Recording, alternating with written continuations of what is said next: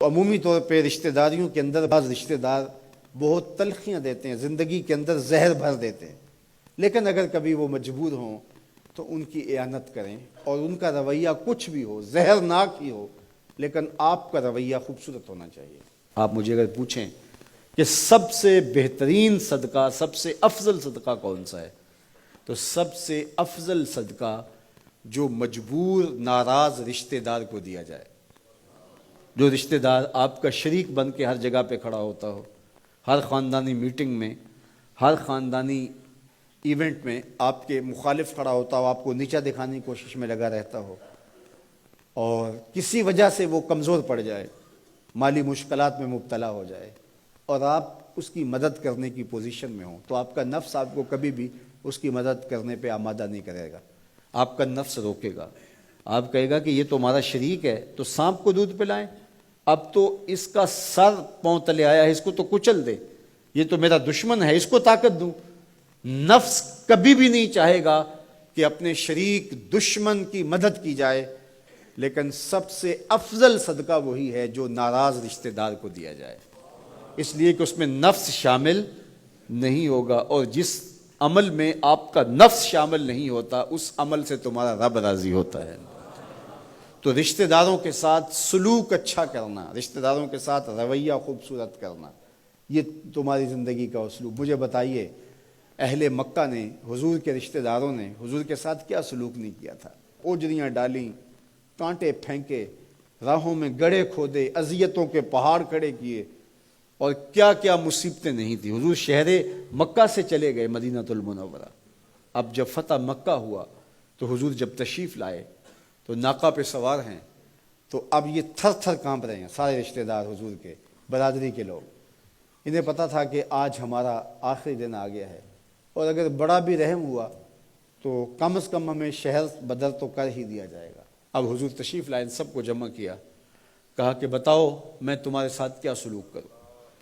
تو انہوں نے کہا کہ آپ کریم باپ کے کریم بیٹے ہیں، ہمیں آپ سے اچھے سلوک کی توقع ہے، اور ان کو توقع یہ تھی کہ ہمیں قتل نہ کیا جائے، شہر سے نکال دیا جائے۔ تو آقا کریم نے فرمایا اذهبوا انتم الطلقاء، جاؤ چلے جاؤ، میں تمہیں معاف کرتا ہوں۔ اور آج تم سے وہی کہتا ہوں جو حضرت یوسف علیہ السلام نے اپنے بھائیوں سے کہا تھا، لا تثریب علیکم اليوم، جاؤ چلے جاؤ، تم سارے آزاد ہو۔ اور حضور نے سب کو معاف کر دیا۔ معاشرے کے کمزور لوگوں کی حضور علیہ السلام مدد کرتے، ان کا بوجھ حضور اٹھا لیتے۔ دکھیوں کا، کمزوروں کا، لاچاروں کا بوجھ اٹھانے کا مزاج پیدا کرو، لوگوں کی ضرورتوں کو پورا کرنے کی کوشش کرو، اپنے کندھوں پہ بوجھ اٹھاؤ اور ان کا بوجھ ہلکا کرو، یہ مزاج پیدا کرو۔ یہ تمہارے نبی علیہ السلام کی سنت ہے۔ وہ چاہے تمہارا دشمن ہی کیوں نہ ہو،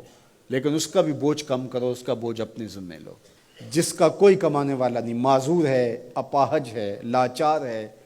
زیادہ بچوں کا بوجھ ہے، اور ذرائع آمدن تھوڑے ہیں،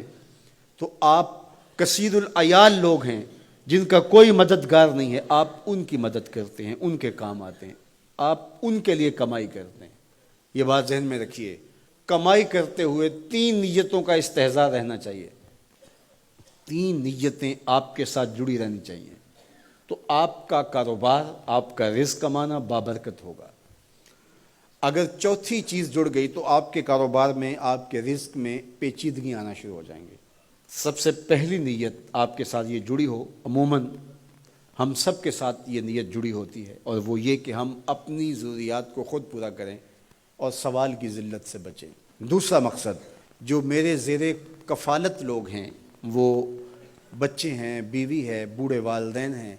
وہ چھوٹے بہن بھائی ہیں، یا جو لوگ بھی میرے زیر کفالت ہیں،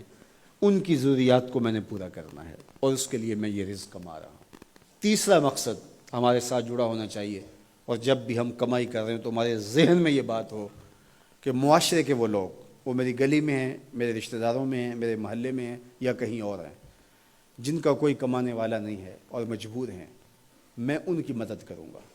اللہ مجھے اس کاروبار سے، اس وسیلہ رزق سے اتنا عطا کر دے کہ میں اپنے بچوں کی کفالت بھی کروں گا، اپنی ضرورت بھی پوری کروں گا، اپنے والدین کی خدمت بھی کروں گا، اور معاشرے کے ان کمزور لوگوں کی مدد بھی کروں گا۔ وہ کام جن کے ذرائع نہیں ہوتے آمدن کے، بلکہ اخراجات ہوتے ہیں میں ان کاموں میں لگوں گا، مدارس دینیہ ہیں، مساجد ہیں اور دیگر ایسے کام ہیں، میں یہ خدمت کروں گا، اس لیے میں کما رہا ہوں، تو یہ رزق بابرکت ہوگا، اور آپ بیٹھے اپنے دفتر کی کرسی پہ ہوں گے، تمہارا رب تمہارے نامہ اعمال میں ثواب لکھا رہا ہوگا، فرشتے نیکیاں لکھ رہے ہوں گے۔ تو یہ سراسر دین ہے، یہ سراسر اچھائی ہے، نیکی ہے، عبادت ہے۔